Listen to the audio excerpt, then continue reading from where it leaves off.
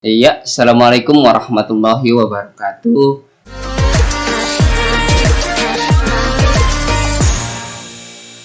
Kembali di sini di segmen milenial bertanya. Welcome to the podcast, Bang. Ini kita bersama Bang Jamjami. Bang Jamjami ini dia sebagai praktisi saham, analis saham. Ya kalau di game itu beliau itu sudah sebagai pro player. Saking sudah lama di bidang sahamnya. Selamat datang Bang Jamjami. Terima kasih udah diundang juga Bang Ali. Agak lah, saya nggak pro player juga, masih belajar juga lah. Oke, cukup lah. Tawadunya jangan banyak-banyak, Bang. Oke. Nah, ini Bang, di sini kita akan membahas tentang investasi, Bang. Siap. Nah, kan kebanyakan orang itu masih apa sih untungnya investasi itu? Betul. Kira-kira kenapa sih Bang orang-orang itu harus berinvestasi gitu, Bang? Baik, makasih. Ya investasi sih general atau umumnya gitu ya. Secara umum ya memang sangat penting sih karena pertama untuk mengamankan masa depan gitu ya. Oke. Itu secara umum ya. Ya masing-masing tujuan investasi orang-orang sih kalau secara spesifik kan berbeda-beda. Iya. Kadang-kadang ada yang punya dana, harus punya dana untuk menikah contohnya, atau dana pendidikan anak, atau untuk pensiun. Jadi ya untung atau fungsinya berinvestasi ya generalnya memang menyediakan dana tersebut di masa depan gitu. Paling seenggaknya ya investasi digunakan untuk melindungi kekayaan juga supaya tidak termakan inflasi. Itu sih paling ini ya, paling basic gitu ya. Oke, termakan inflasi, Bang. Jadi kira-kira memang keuntungan dari berinvestasi itu bisa menutupi gitu, Bang, dari inflasi tersebut gitu. Emang bisa? Harusnya begitu ya. Kalau kita pakai rilis inflasi BPS kan sekarang paling 2% ya. 2% juga nggak nyampe sih sekarang. Ya biasanya sebelum-sebelumnya 2-4% lah. Kalau kita taruh paling rendah gitu resiko untuk yang biasanya orang investasi, kan biasanya yang resiko paling rendah di deposito ya. Rate deposito aja kan berapa? 5-6% ya. Harusnya itu juga udah menutupi gitu ya daripada itu inflasi. dalam setahun, Bang? Kira-kira. Dalam tahun. Ya kalau kita pakai acuan itu sih harusnya cukup ya. Belum lagi nanti kan investasi-investasi yang lain ya, yang memang potensi keuntungannya lebih daripada deposito gitu. Oke, menarik banget ya Bang. Ini baru deposito yang resikonya sangat kecil ya Bang. Ya betul. Itu udah mencukupi untuk inflasi. Ya betul. Nah, kira-kira nih Bang, dari banyaknya kan yang saya dengar itu produk investasi itu banyak Bang. Jadi apa aja sih produk-produk investasi itu? Banyak sih ya. Ada yang namanya investasi secara langsung gitu ya, pada aset yang kelihatan gitu ya. Ada juga yang pada aset finansial. Ya contohnya yang langsung ya bisa ke ini ya, memasukkan modal pada perusahaan gitu ya secara langsung. Atau atau jenis usaha yang belum PT contohnya usaha ya. Kemudian ya yang aset tetap pada properti, tanah, emas yang fisik contohnya. Kemudian kalau yang dari aset finansial kan banyak juga seperti saham, reksadana, surat utang pemerintah, atau surat utang korporasi. Itu kan juga produk-produk investasi yang tujuannya ya seperti kita bilang tadi ya. Memang profil resikonya masing-masing berbeda juga dan juga potensi pendapatan kedepannya pasti berbeda-beda juga tergantung pada profil resiko masing-masing produk tersebut. Iya. Menarik ya Bang. Jadi tadi saya pernah dengar sih Bang, reksadana itu katanya itu saham-saham juga. Apa benar Bang? Apa ada perbedaan antara saham sama reksadana Bang? Reksadana itu sebetulnya ini ya, nggak mesti saham juga sih. Jadi reksadana secara umum sih harusnya teman-teman juga pada familiar ya. Itu adalah satu penghimpunan dana lah ya, dana daripada investor atau masyarakat. Nanti dananya itu akan dikelola oleh satu manajer investasi gitu. Dari manajer itu yang mengelola saham gitu Bang? Mengelola produknya, underlying-nya ada salah satunya saham, ada pendapatan tetap berupa obligasi, ada juga campuran, nanti ada campuran saham sama obligasi, habis itu ada pasar uang ya. Oh, Itu jadi sih. reksadana bukan mengelola saham doang ya Bang? Betul, bukan hanya mengelola saham. Jadi investor contohnya yang kurang tahu gitu ya, atau tidak terlalu mau repot gitu ya, milih-milih saham yang mana, bisa berinvestasi pada reksadana. Atau misalnya mau beli obligasi gitu, tapi tidak mencukupi gitu ya, pada batas minimum untuk membeli obligasi kan bisa masukin dana lewat reksadana pendapatan tetap. Contohnya seperti itu. Iya. Jadi kan biasanya orang-orang dulu tuh Bang taunya kosan kontrakan, gitu kontrakan tanah gitu Bang. Betul. Jadi kan sekarang tapi dari produk-produk yang Abang sebutin itu kira-kira yang cocok untuk kaum milenial tuh apa Bang? Yang buat pemula gitu Bang? Oke. Memang juga tergantung kapasitas masing-masing juga sih ya. Karena juga seperti yang saya udah bilang juga, bahwa masing-masing produk punya profil risiko berbeda-beda dan juga potensi return yang berbeda-beda juga gitu ya masing-masing. Kalau melihat kecenderungan milenial saat ini yang suka kemudahan, kemudian juga familiar dengan gadget-gadget aplikasi, itu memang berinvestasi di saham dan reksadana juga dimudahkan dari hal tersebut. Kalau dulu kan kalau mau berinvestasi di saham harus telepon ya lewat broker. Nah, sekarang sudah terdigitalisasi di bursanya juga, kemudian sudah bisa bertransaksi lewat online, malah lewat HP, lewat aplikasi udah banyak perusahaan-perusahaan sekuritas yang mempunyai aplikasi. Demikian juga dengan reksadana. Beberapa agen penjual reksadana juga udah mulai ini ya banyak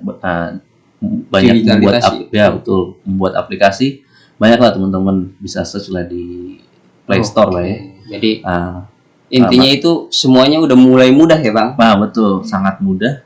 Dan juga selain kemudahan daripada aksesnya, juga dari minimal ini ya deposit atau minimal pertama kali masukin dana gitu.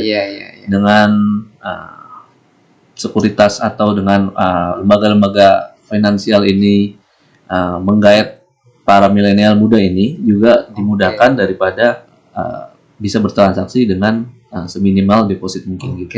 Menarik banget Bang ini Bang. Jadi tapi kan Bang dengan keadaan seperti ini gitu Bang.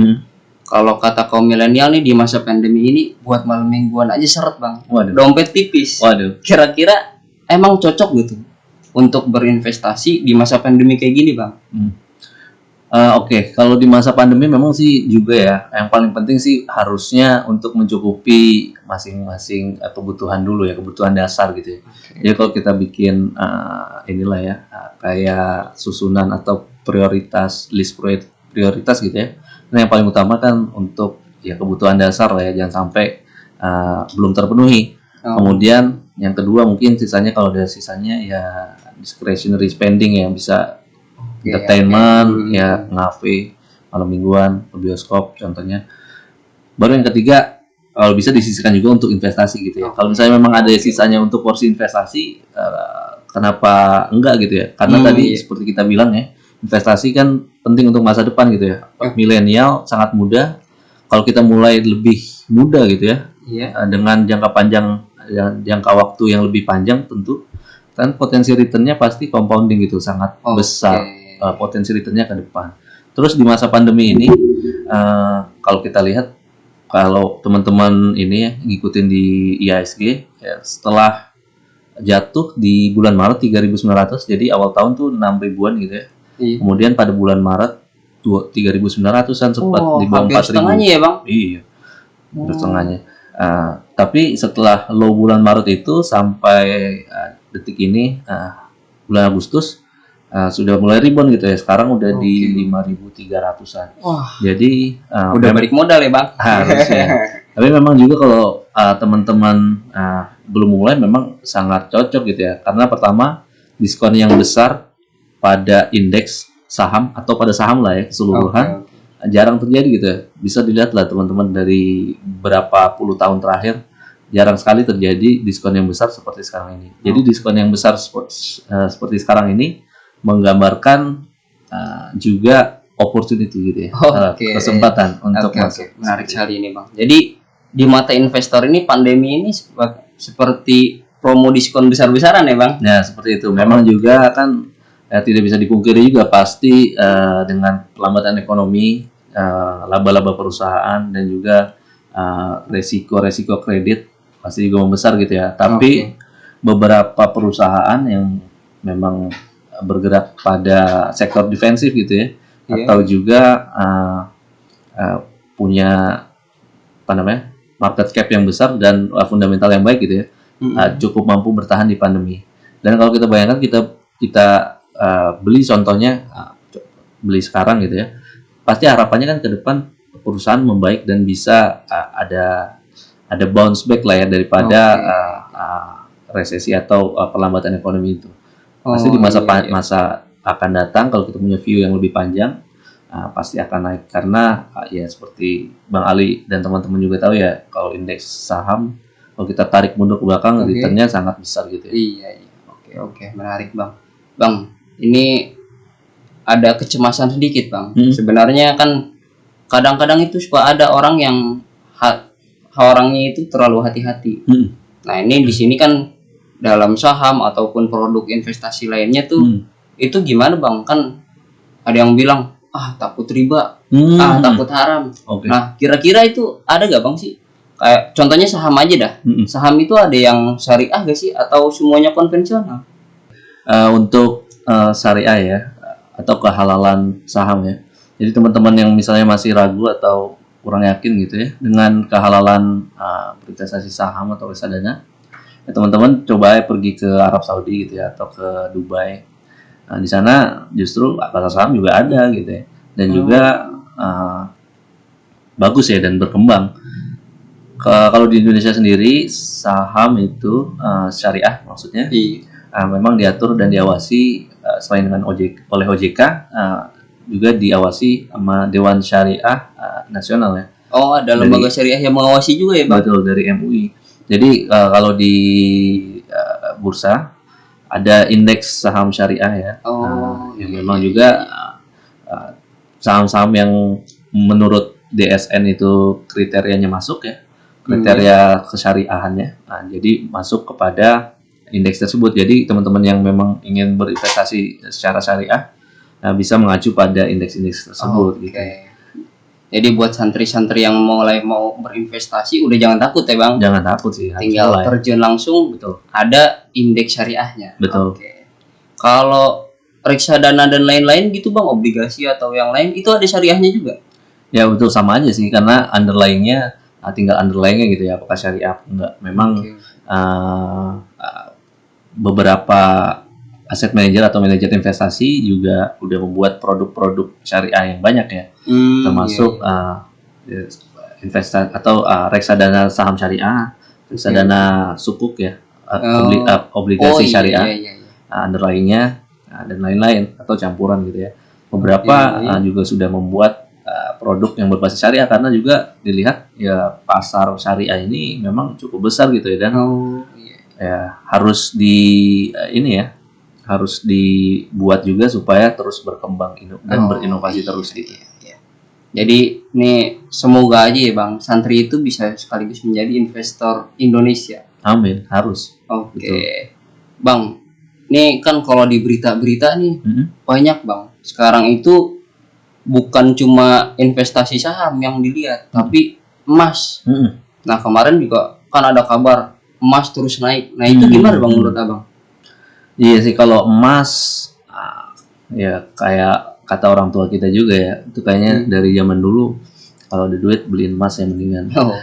Memang juga bagus juga, selain untuk melindungi inflasi juga, emas naik harganya walaupun pelan-pelan ya. Tapi kalau kita pakai acuan harga emas di Amerika sana, memang menyentuh rekor baru kemarin. Itu tuh harganya $2.000 per troy ounce. Jadi level tertinggi sebelumnya tuh 1.900-an udah dicapai dan dilampaui itu 2.000 sekian lah. Tapi sekarang agak turun lagi sih, masih di bawah 2.000. Memang juga harga emas memang berbanding terbalik dengan ekonomi gitu ya, atau dengan harga saham harusnya. Karena ketika ekonomi sedang kurang baik, investor cenderung menyukai atau yang menyukai atau berinvestasi kepada safe haven, yaitu aset-aset itu. Ya, aset-aset yang beresiko rendah. Emas ini dilihat memang sebagai aset yang beresiko rendah dan juga punya sebagai alat hedging ya, atau aksi lindung nilai terhadap inflasi dan terhadap inflasi sih khususnya gitu. Jadi intinya aja nih Bang. Biar santri ini gampang nangkapnya gitu. Menurut Abang lebih worth it mana gitu? Mending saham atau reksadana atau emas nih buat santri pemula aja Bang yang pengen terjun ke dunia investasi. Emang sih baiknya diversifikasi ya, apalagi asetnya lumayan banyak gitu ya. Karena diversifikasi adalah kuncinya, jangan menaruh satu aset pada satu jenis aja gitu ya. Karena kalau aset itu jatuh juga semua, punya kita gitu ya. Jadi diversifikasi yang pertama. Kemudian kalau misalnya memang masih kecil gitu ya, masih receh-receh dan baru mencoba, tidak ada salahnya karena yang paling mudah seperti kita diskusikan tadi, saham dengan aksesibilitas yang cukup mudah dan juga minimal deposit dan lot juga berkurang ya. Dulu tuh 500 tuh lot kan, sekarang udah 100. Jadi banyak kemudahan dan inovasi-inovasi yang diberikan oleh otoritas untuk memudahkan kita bertransaksi di pasar saham maupun reksadana. Kalau misalnya belum terlalu saham, ya reksadana boleh, apalagi underlying-nya tadi ya, jenis-jenisnya banyak. Jadi seperti itu sih. Jadi benar-benar fleksibel tergantung modal ya Bang. Betul. Jadi buat teman-teman nih yang nonton sekarang udah nggak usah ragu lagi buat investasi karena sesuai penjelasan Bang Jamjami nih, mau dalam syariah atau konvensionalnya sudah jelas aman, kita diawasi oleh dewan syariahnya ya Bang. Ada. Terus buat modal depositonya pun beragam dan itu bisa menyesuaikan. Mungkin sekian dari pembicaraan kami. Jangan lupa like, share, and subscribe. Wassalamualaikum warahmatullahi wabarakatuh. Waalaikumsalam.